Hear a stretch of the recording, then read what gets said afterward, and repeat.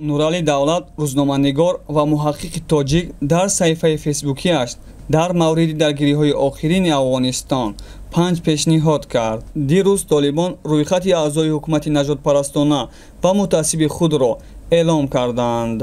Шоҳидем ки аксарияти мутлақи онро теъдоде аз пуштунҳои ифротгароии фашист ташкил медиҳанд. Бидуни шак дар пушти таъсиси ин ҳукумат як қавми Покистон истодааст. Акнун Толибон интизоранд ки кадом кишварҳо онҳоро ба расмият мешиносанд. Сарвари давлати Тоҷикистон Эмомалӣ Раҳмон ҳанӯз рӯзи 25 август зимни мулоқот бо вазири корҳои хориҷии Покистон Маҳмуд Қурайшӣ мавқеи кишвари моро дар ин масъала возеҳ муайян намуда қотеона изҳор дошта буд ки агар дар Афғонистон ҳукумати ҳамашумул бо ширкати муносиби ҳамаи қавмҳо аз ҷумла тоҷикон ки қариб нисфи аҳолии Афғонистонро ташкил медиҳанд таъсис наёбад, Толибонро ба расмият нахоҳад шинохт. Дақиқан баъди чанд рӯзи ин мулоқот раиси созмони кашфи низомии Покистон Файз Ҳомид ба Кобул сафар кард ва ҳамлаи Толибон ба Паншер охирин дижи озод дар Афғонистон шурӯъ шуд. Ошкор аст ки барои аз байн бурдани хати ҷабҳа дар ин ҷо ҳавопаймоҳои покистонӣ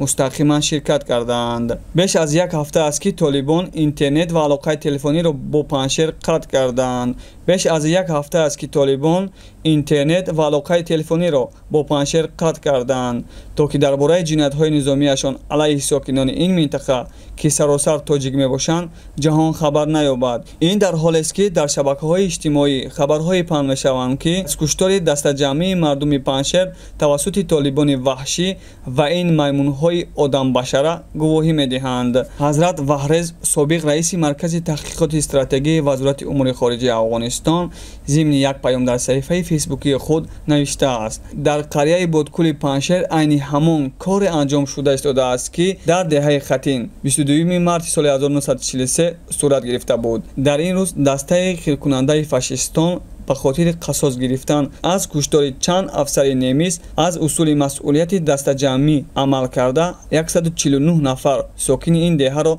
зинда ба зинда сӯзонд. Толибон ҳоло дар деҳаи Бодкули вилояти Паншер ба таври оммавӣ занон, кӯдакон ва мӯйсафедонро кушта истодаанд.